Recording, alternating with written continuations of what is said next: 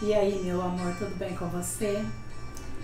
Talvez você, assim como eu, pense com a leitura desse livro, O Poder do Subconsciente, quão difícil é abrirmos mão de conceitos e crenças que são tão enraizados, que nos colocam lá embaixo, né? Como pessoas não merecedoras, como pessoas inúteis, como pessoas que realmente merece sofrer, merece doença, merece todas as coisas ruins que acontecem na nossa vida.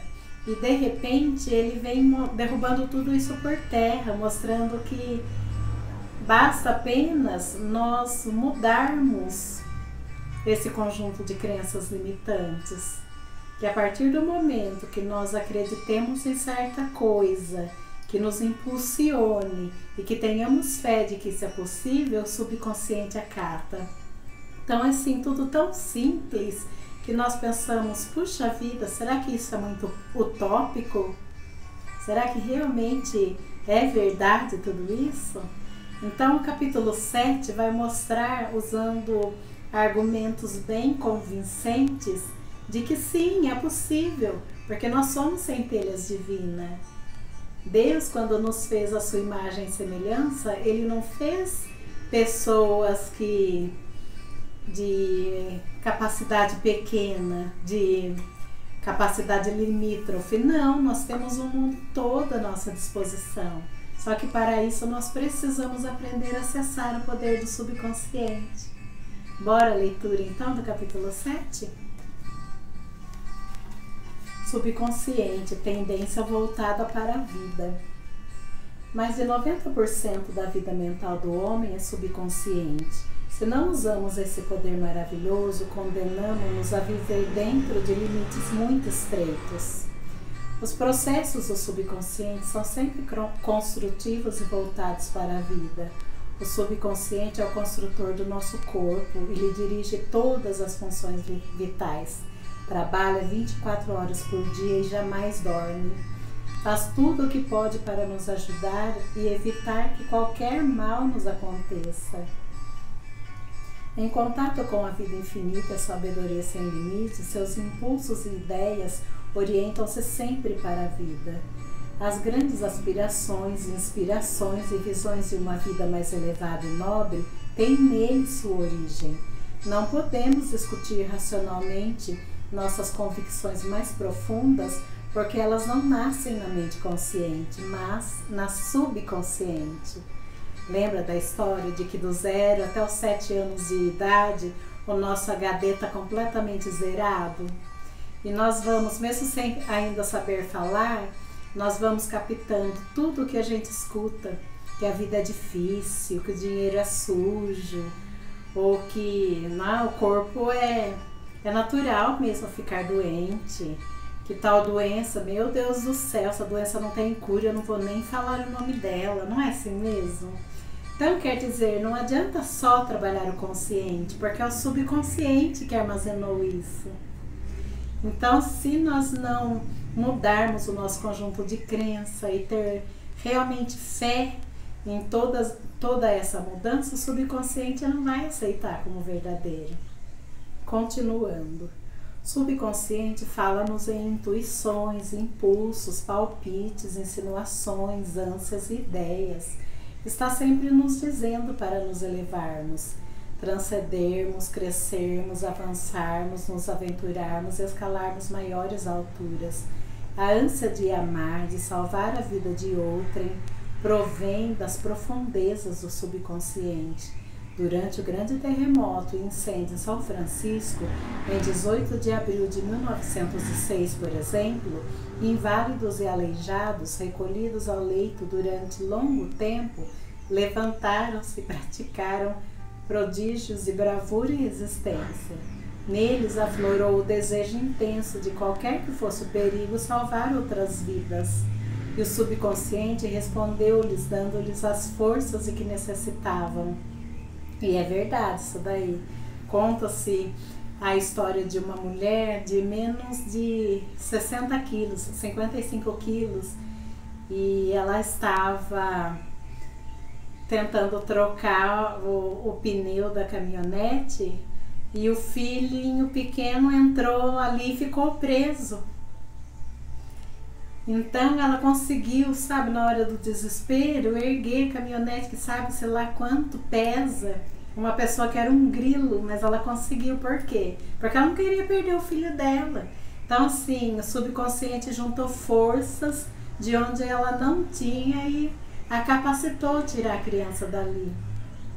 Então veja, na hora do perigo, sempre a gente ouve falar assim de coisas que humanamente são impossíveis, mas que as pessoas conseguem.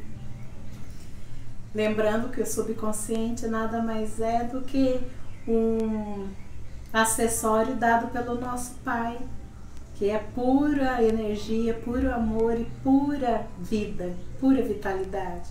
Continuando. Neles aflorou o desejo intenso de qualquer que fosse o perigo salvar outras vidas, e o subconsciente respondeu-lhes dando-lhes as forças que necessitavam.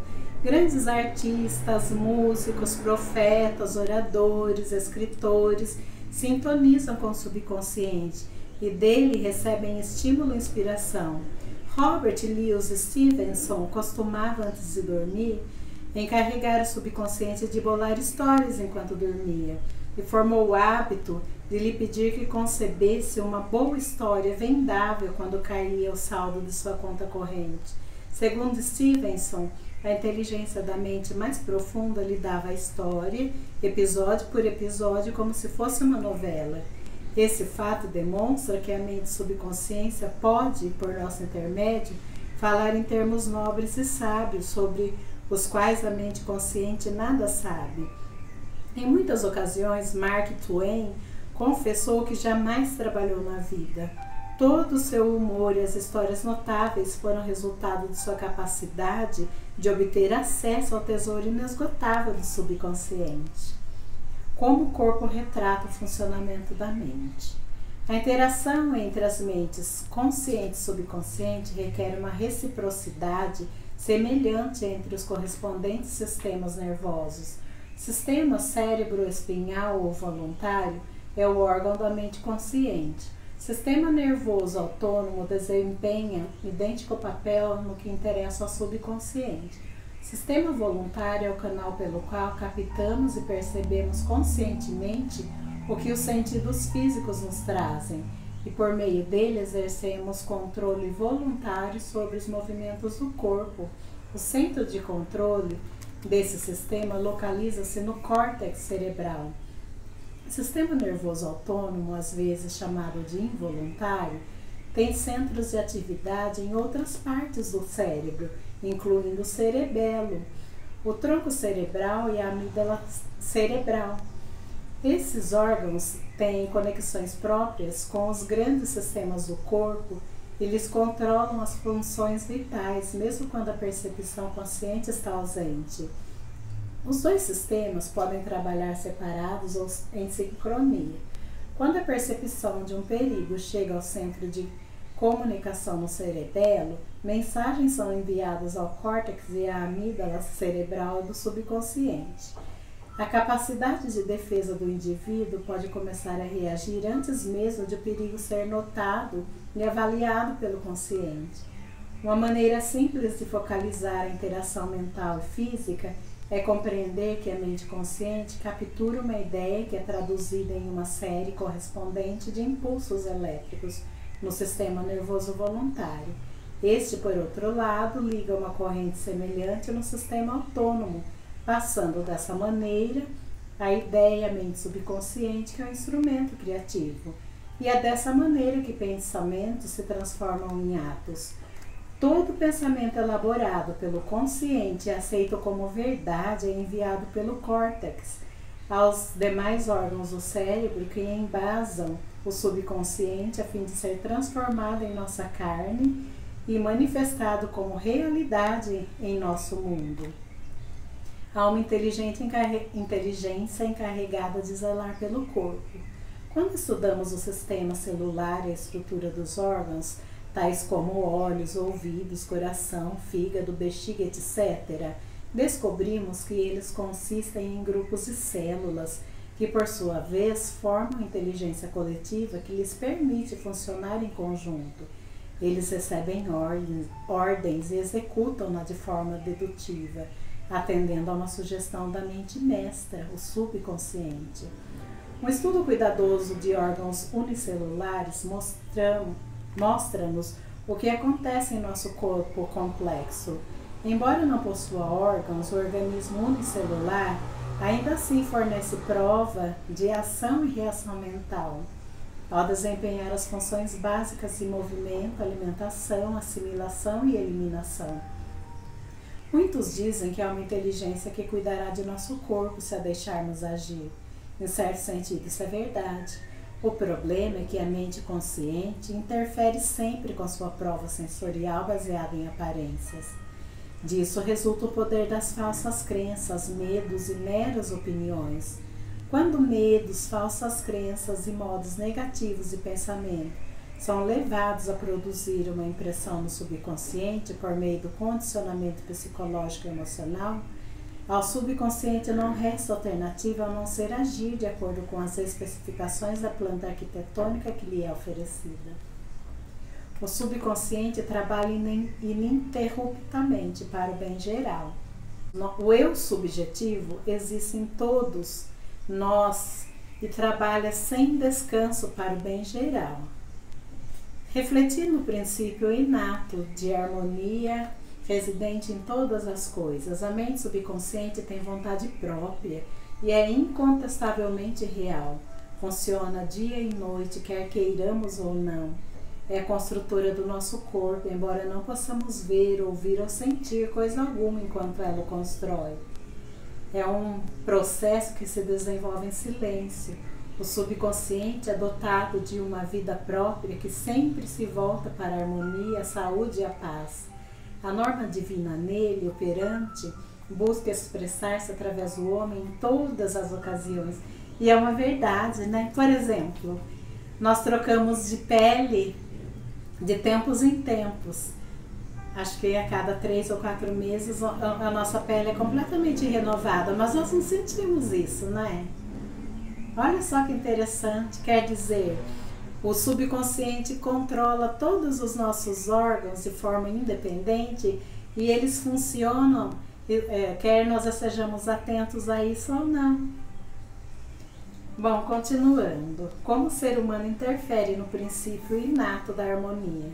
Se queremos pensar de modo correto, científico, temos que conhecer a verdade.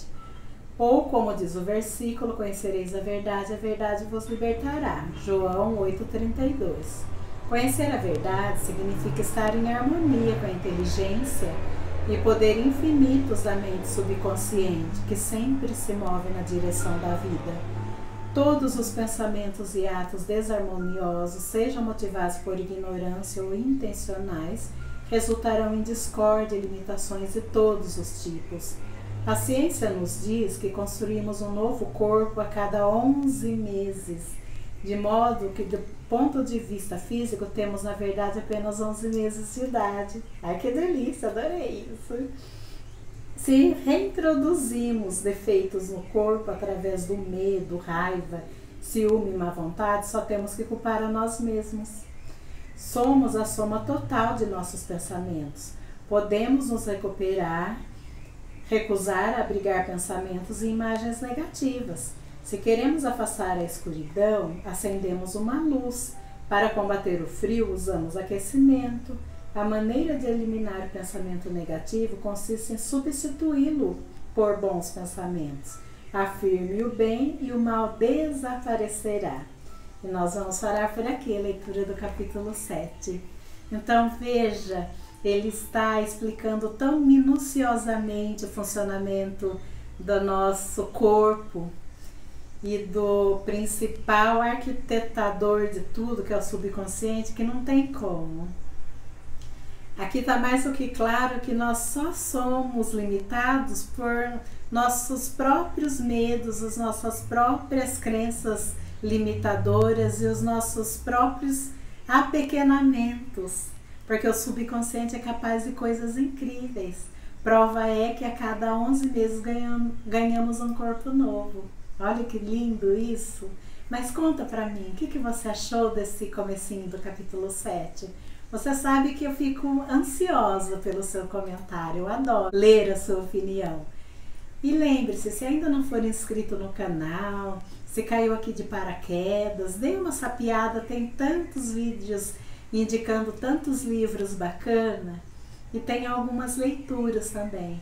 E aí clica aqui, ó, botãozinho à esquerda, você clica no inscrever-se e ativa o sino das notificações. Fica com Deus e até o final do capítulo 7.